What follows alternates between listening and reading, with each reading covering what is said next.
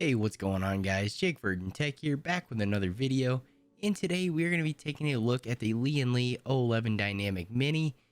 And more importantly, we're going to be talking about the PC build I'm going to be doing for myself this year, and all the components we're thinking about putting into it, and kind of my overall idea of what this build's going to be like. Now, I did mean to say more importantly, we're going to be talking about my personal build. I basically just said that because I am really late to the party when it comes to the Lian Li O11 Dynamic Mini, as far as like reviewing it and kind of showing you guys all of its features, but we are going to go through all that as well in this video. So the Lian Li O11 Dynamic's been around for a little while now, probably a few years, as far as the standard ATX sized O11 Dynamic. And then they do have a full tower variant as well. And today we're going to be talking about the O11 Dynamic Mini. So this particular case is probably one of the most popular cases on the market. When you're scrolling through Instagram on some different PC pages, the O11 Dynamic is a extremely popular case, and I think that's for a number of reasons.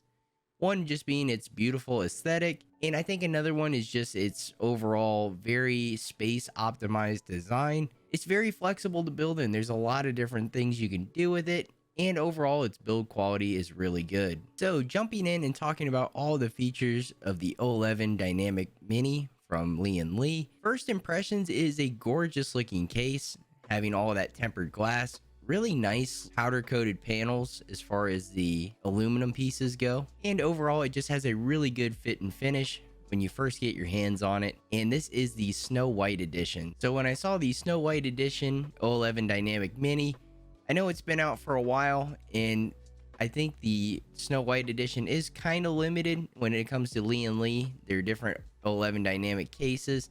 I scooped it up as soon as I saw that it was available, and I actually tried to get one in the new Evo, as I was thinking about going with a little bit bigger case, but they were all sold out at the time. So starting off, talking about the size of the O11 Dynamic Mini, and I think this is where a lot of people unnecessarily kind of harp on this case. And, you know, having mini in the title, they don't necessarily think it's a mini case. And it isn't, but it isn't as large as many standard mid-tower ATX cases. This case is compatible with ITX motherboards, micro ATX, and ATX motherboards. So it gives you a wide range of compatibility when it comes to motherboards, and it's really condensed down from the normal O11 Dynamic, and it is quite a bit smaller in my opinion to many other mid-tower options on the market, as you can see in some of this footage of it next to the Corsair Crystal Series case that we saw a few years back from Corsair. It is quite a bit smaller, definitely in height. It might have it beat by a little bit in width, but having that extra height decrease, it definitely makes this case a whole lot smaller. So this case is definitely mini in terms of the other O11 Dynamics that Lian Li makes, and in my opinion it is pretty small compared to other mid-tower cases on the market, but it isn't as small as many ITX form factor cases. And I think that's where a lot of people kind of harp on this case. But as you can see too, next to the NCase M1, this case is quite a bit bigger, but it's not in that ITX category. I think this case comfortably fits in the kind of micro ATX case category, and being just a very small mid-tower case. So as I mentioned, this case is very versatile when it comes to the different motherboard options that you have. Compatible with mini ITX, micro ATX, and regular ATX size motherboards.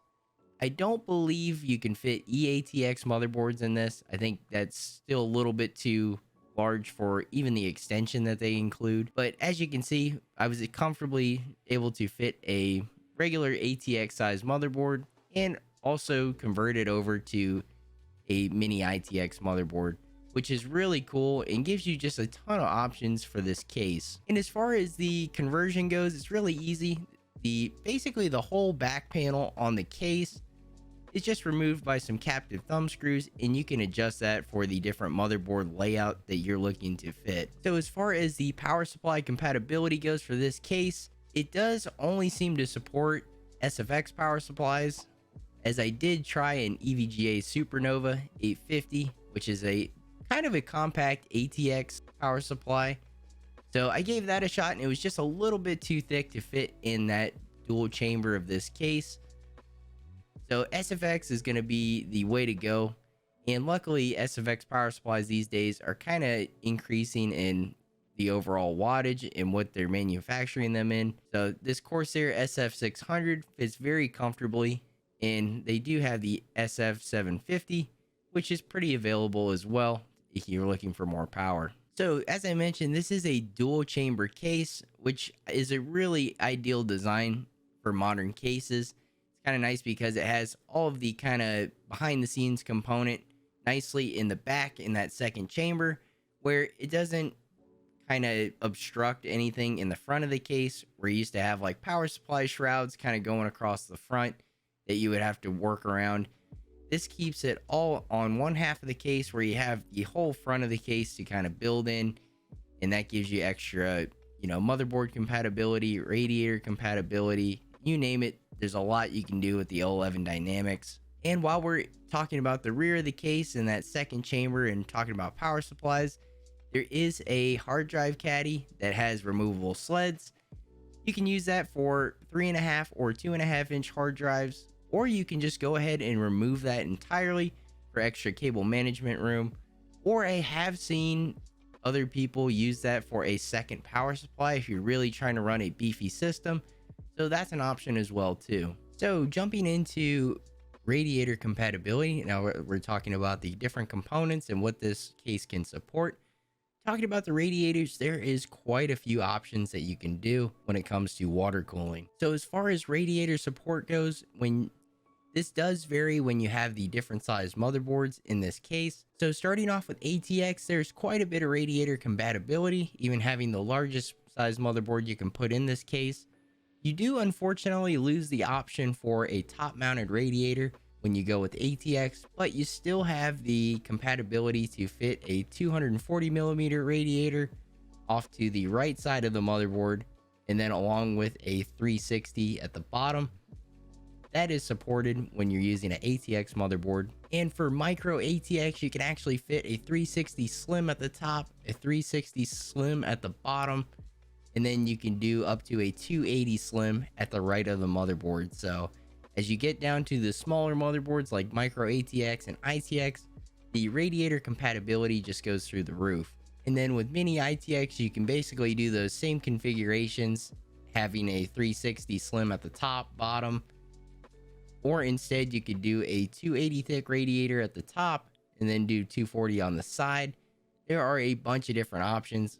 And if you go ITX, that is probably the most ideal scenario for this case, is somebody that just wants to get an extreme amount of cooling for their system. And I think for those that are going to use this case for ITX, your ideal scenario is just to fill it with as much cooling as possible, as it does support a lot of radiator space when you go with ITX. But personally, I think somebody should probably lean more towards micro ATX or ATX for this case, as I love ITX and I love ITX builds, but I like to build them in a much smaller form factor, something like the NCase M1 that has, I think, only 11 liters of volume. So it's very small, very compact. And I just think you should build in something like that when it comes to ITX. And if you do go with a case like this that's a bit larger, that supports larger motherboards, you just get a lot more features out of those larger motherboards, like more PCIe lanes, more spots for M.2s typically. Just features like those that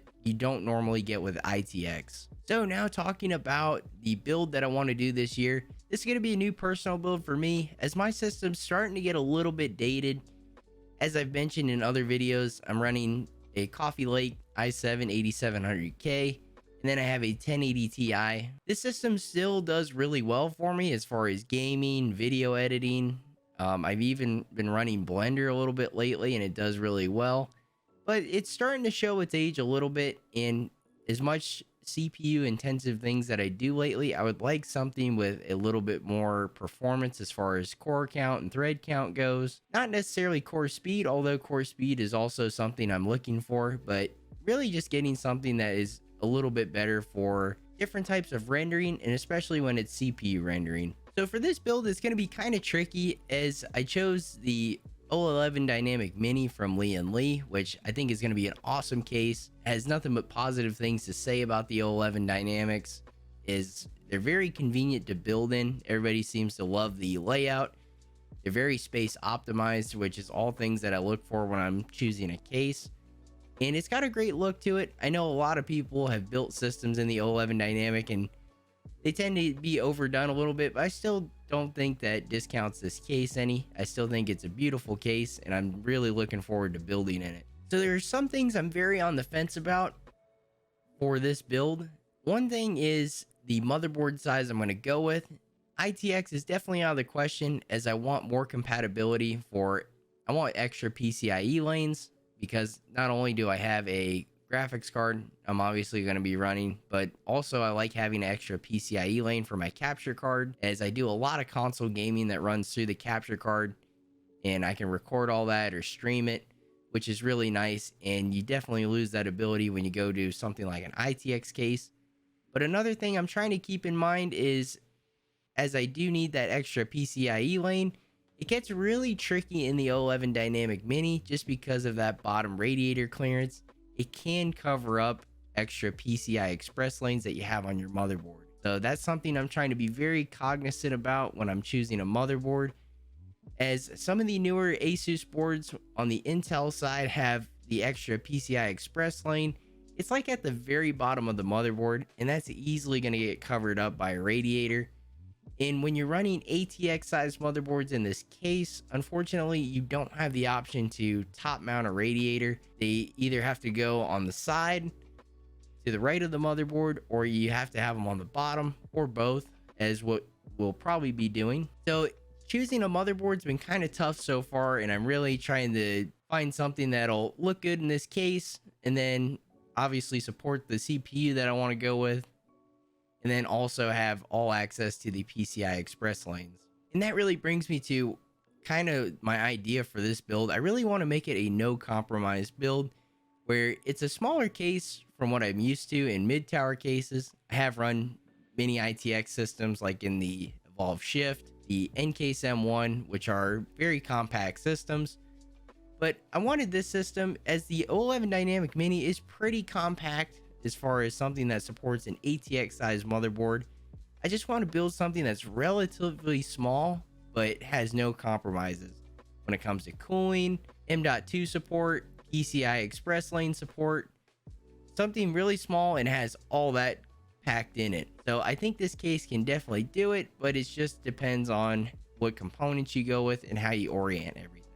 I'm definitely interested in micro ATX. There's not a whole lot of boards on the market when it comes to the micro ATX size form factor, but if I did go that route, luckily it should free up enough space on the bottom where I can use a bottom PCI Express lane for my capture card, have radiator clearance on the bottom, or I might not even need a radiator down there.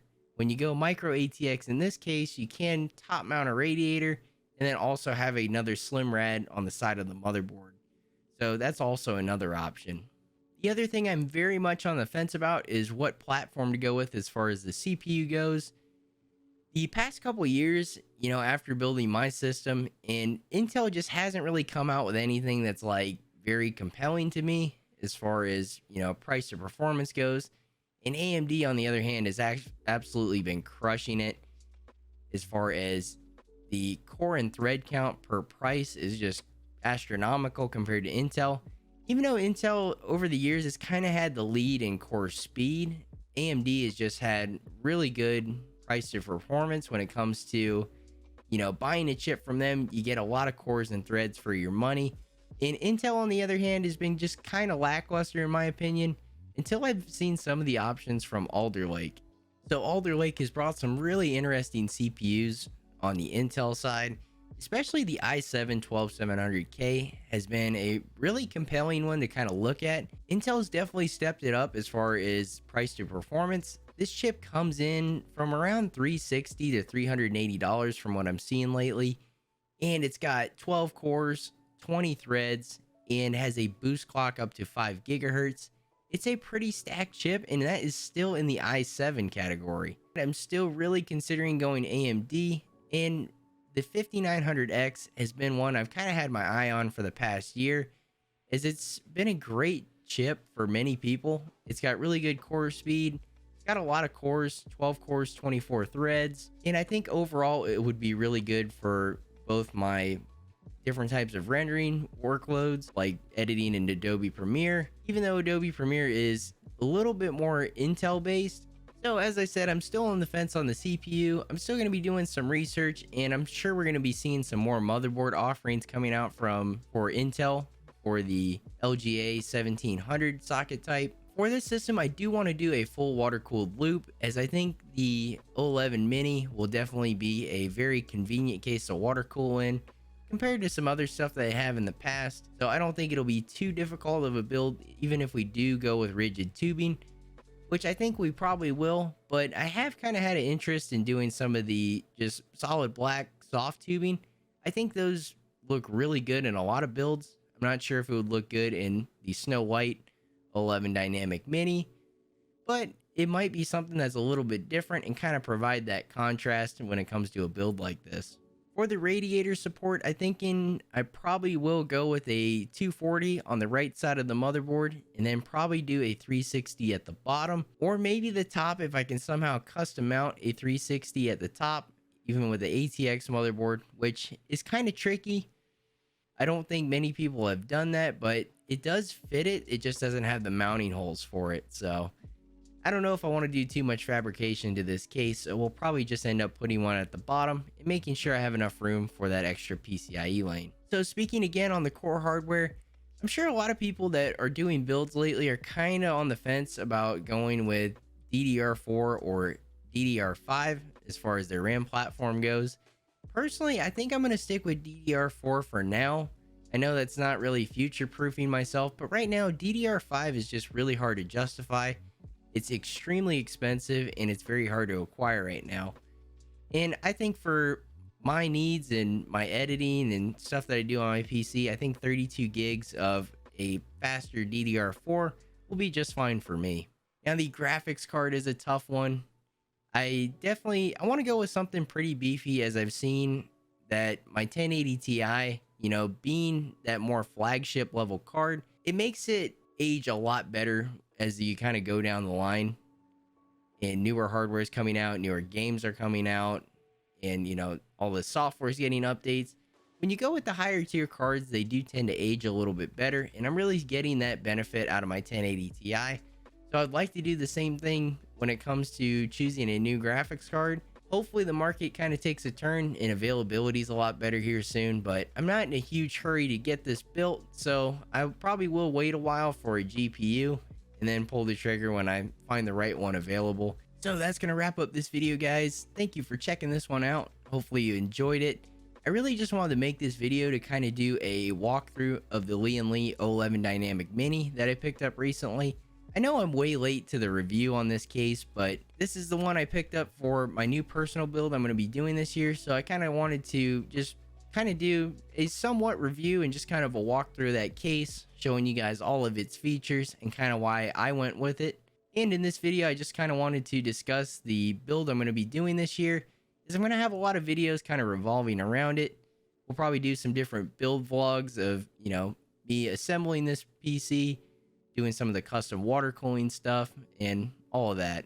So it'll be pretty cool, and I want to take my time with this one, and I think the way the hardware market is, we probably will kind of take our time with it and just really make it a nice, clean, kind of boutique style PC. Thank you for checking this video out, guys. If you enjoyed the video, make sure to drop a like on it, and if you want to see more tech related videos like this one, be sure to subscribe. As always, guys, thank you for watching, and I'll see you in the next one.